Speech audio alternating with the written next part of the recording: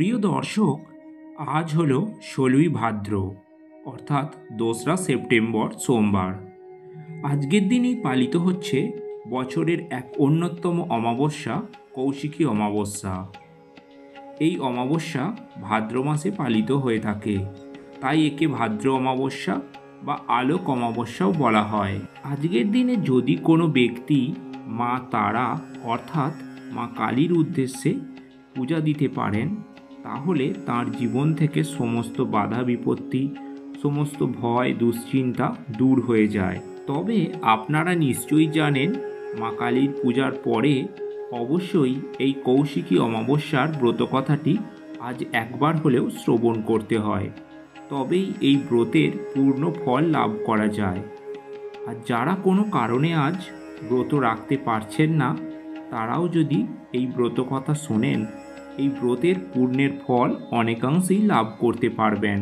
তাহলে আসুন এবার শুনে নেওয়া যাক কৌশিকী অমাবস্যার ব্রতকথাটি।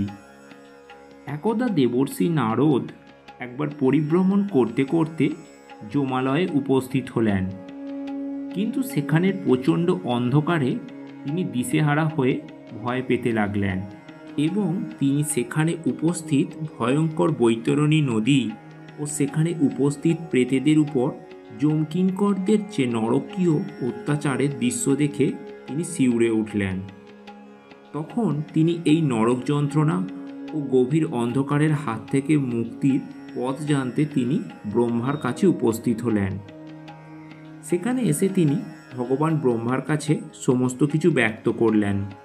তখন ভগবান ব্রহ্মা বললেন, একমাত্র আলোক অমাবস্যা ব্রত পালনেই এই মনুষ্যগণকে অন্তিমে এই নরক যন্ত্রণার হাত থেকে মুক্তি দিতে পারে।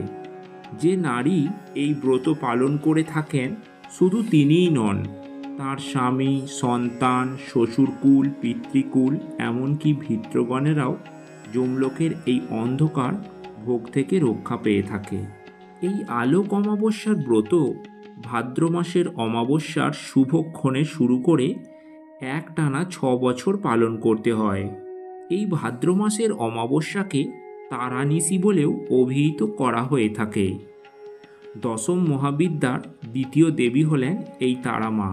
তিনি মহামায়া পার্বতীর দেহকোষ থেকে উৎপন্ন হয়েছিলেন বলেই তার অপর নাম কৌশিকী দেবী। আর এই কারণেই এই ভাদ্র মাসের অমাবস্যা তিথিকে বলা হয় কৌশিকী অমাবস্যা। এরপর ভগবান ব্রহ্মা আরও বলেন যে তাঁর আশীর্বাদেতেই শম্ভু ও নিশুম্ভু নামে ২ অসুর ত্রিভুবনে তাদের অধিকার লাভের উদ্দেশ্যে দেবলোক আক্রমণ করলে দেবতারা পরাজিত হন। এরপর সমস্ত দেবতা মিলে মহেশ্বর ও মহামায়ার কাছে গিয়ে এই ভয়ঙ্কর পরিস্থিতি থেকে তাদের রক্ষা করার জন্য তারা অনুরোধ করেন। তখন মহাদেব পার্বতীকে উদ্দেশ্য করে বললেন, কালী, তুমি এই বিপদ থেকে সমস্ত ত্রিভুবনকে রক্ষা করো।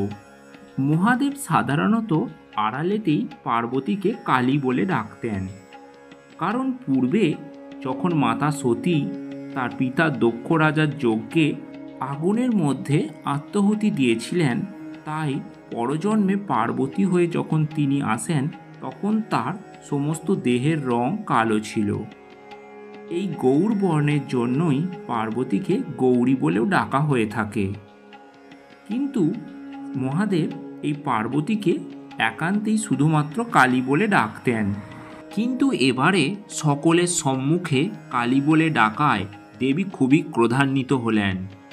ফলস্বরূপ তিনি মানস সরোবরের সামনে গিয়ে তপস্যারত হলেন। তপস্যান্তে মানস সরোবরের শীতল জলে স্নান করে দেহের সকল কালিমা তিনি ত্যাগ করেন এবং নিজ দেহকোষ থেকে এক উজ্জ্বল জ্যোতি নির্গত করে এক সুন্দরী দেবীতে পরিণত হলেন। আর পার্বতীর পরিত্যক্ত কালো দেহকোষ থেকে উদ্ভূতা মেঘের ন্যায় ঘোর কৃষ্ণবর্ণা দেবী হলেন দেবী কৌশিকী।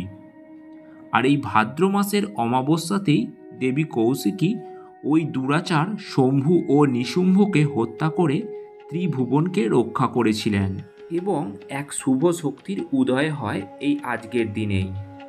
তাই মনে করা হয় যদি কোনো ব্যক্তি আজকের দিনে এই কৌশিকী অমাবস্যার ব্রত পালন করে থাকেন এবং শেষে এই ব্রত কথা শ্রবণ করেন, তবে তার জীবন থেকে সমস্ত অন্ধকার ঘুচে যায়। অধ কৌশিকী অমাবস্যার ব্রত কথা সমাপ্ত হইল। তো আশা করি ভিডিওটি আপনাদের সমৃদ্ধ করেছে। ভিডিওটি ভালো লাগলে অবশ্যই লাইক, শেয়ার, কমেন্ট করুন এবং চ্যানেলে নতুন হয়ে থাকলে চ্যানেলটি সাবস্ক্রাইব করে রাখুন।